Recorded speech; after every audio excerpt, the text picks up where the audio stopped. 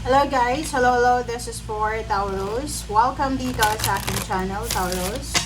Welcome! Alamin natin, Taurus, kung anong message, energy gabay ang kailangan mong marinig. So, this is for week July 13 hanggang 19. So, tingnan natin, Taurus. Okay, kung bago ka sa channel ko, please like, share, and subscribe. Paki-press ang notification bell button para updated kayo sa mga videos na ina-upload ko. Okay, Taurus. Kumulang tayo dito ng dalawang baraha.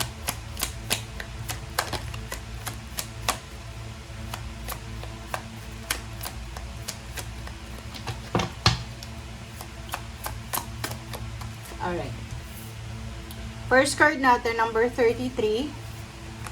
This is the King. 33, ibig sabihin nasa tamang landas ka. 33, ibig sabihin nasa tamang direksyon. Okay, so sinasabi ng baraha sa'yo na sa linggong ito ay sobrang inspired ka. Sobrang inspiration ang mararamdaman mo. There's a solution sa mga problema mo. And may mga milagro na posibleng darating sa buhay mo. This week na yon, unexpected nga. Maraming magbubukas na opportunity para sa iyo, Taurus. Okay. Maraming mga unexpected happenings, news na posibleng marinig mo.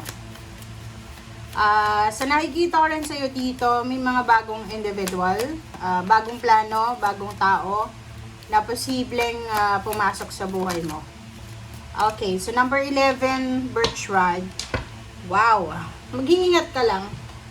Mag-iingat ka lang, Taurus, sa mga Taurus dyan na may asawa, may kalibin partner. Kasi, posibleng simpleng pag-aaway ay mauwi siya sa hiwalayan. Okay? So, pwedeng, yung pinag-awayan nyo lang isuklay. Tapos, biglang, ang ending pala ay gusto nang makipaghiwalay sa'yo. So, yun. So, yun ang first na message na nakikita natin.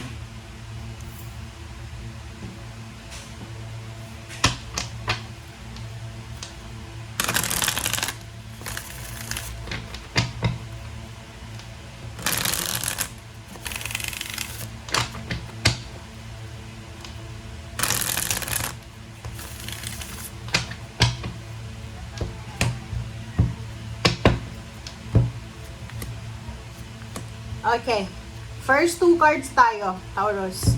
Yung first two cards mo dito, yung Tower, reverse, tsaka yung Nine of Swords. So, ibig sabihin yan, after ng hiwalayan, or whatever man na distraction ang mangyayari sa buhay mo, syempre, masasaktan ka. Like, for example, dito tayo sa unang baraha, diba, 11.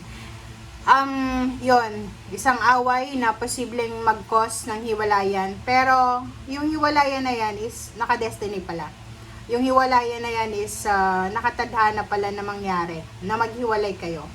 So, dito sa barahang to, sinasabi na isang distraction, isang pangyayari na posibleng darating sa'yo this July, na pwedeng yan ang maging rason para magkaroon ka ng pagbabago sa buhay mo.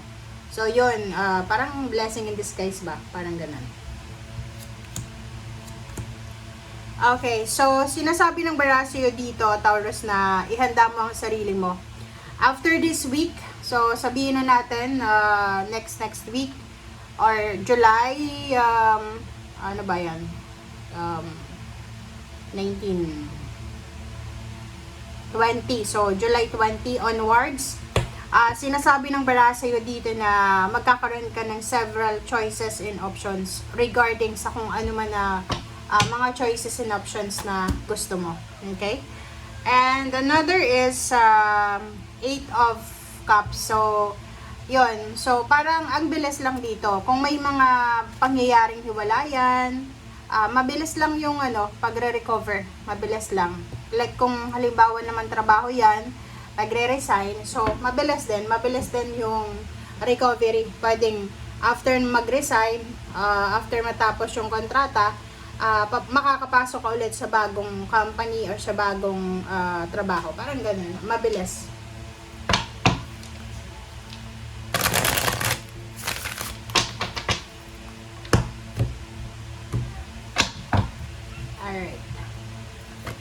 First card natin sa third deck is Magician. So, sabi ng bara sa'yo dito, Taurus, you can manifest lahat ng gusto mo sa buhay.